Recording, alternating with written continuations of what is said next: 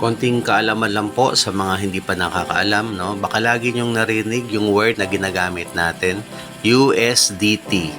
Ano po ba yung relevance ni USDT kay MetaMask?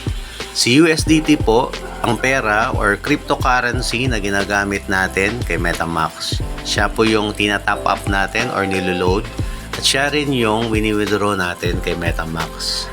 Ano po bang pinagkaiba ng USDT sa dollar or sa US dollar? Si USDT po ang representation ni US dollar sa digital world.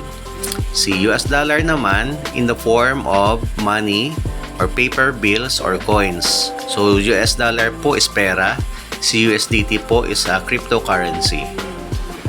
So pag sinabi po nating 1 USDT, ang ibig sabihin po nun 1 US dollar. Same value po sila, wala pong pinagkaiba.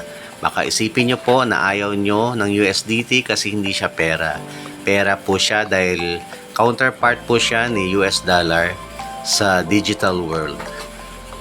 If ever naman na gusto nyo ng gawing dollar o pera si USDT, ang gagawin nyo lang po is i-convert lang po natin siya gamit ang mga app tulad ng Coins.ph.